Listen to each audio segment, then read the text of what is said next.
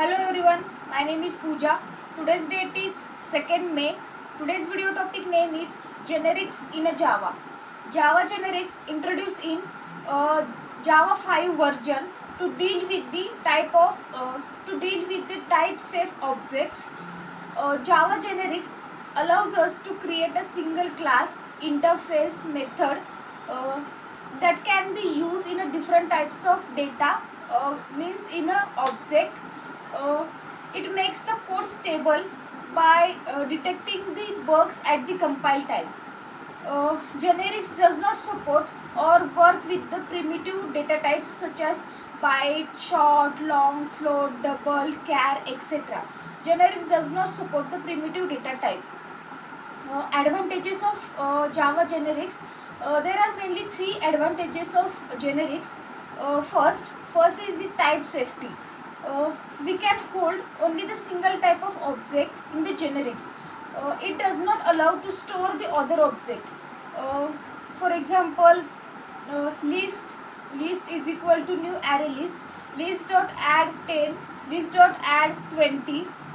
In this example, which without generics we can store any type of data. Let's see the which generic which required the uh, which required the type safety. For example, list in a bracket integer, list is equal to new array list in a bracket integer.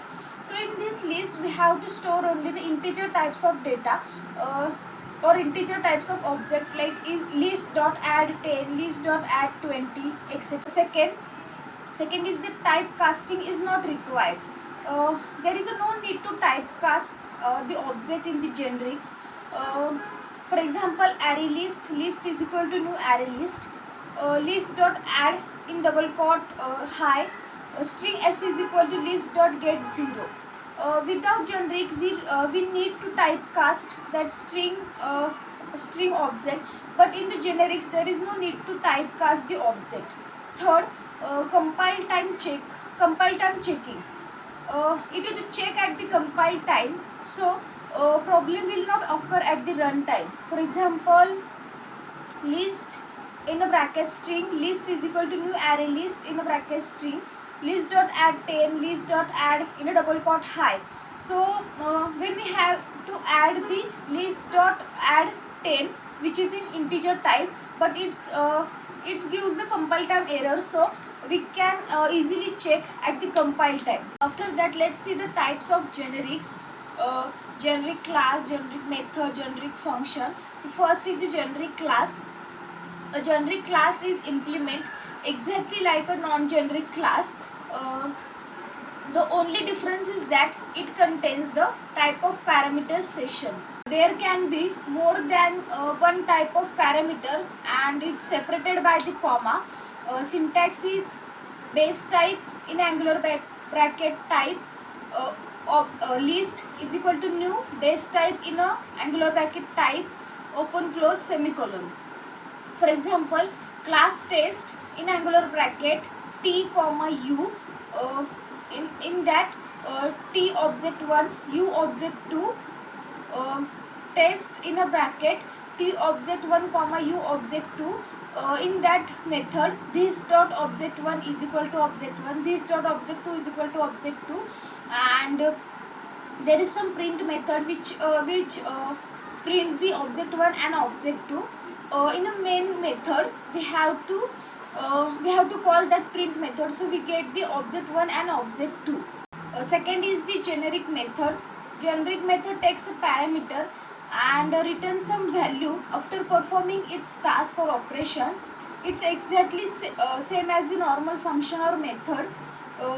The compiler take care of the type of safety, which enables the programmers to code easily to run a code easily, since they do not have to perform long individual typecasting.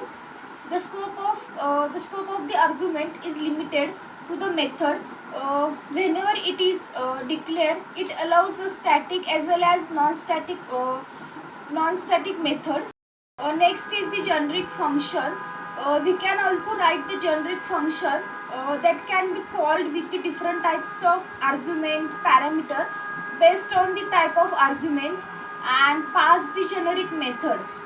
For example, class test, in that static in angular bracket element, void void generic array in a bracket ele, uh, system.out.println in bracket ele dot get class dot get name. In a main method we have to call that generic display method, like generic display 11, generic display in double quote hello. We can directly call that method because we have to declare a method as static. That's why we have to call without object that display method.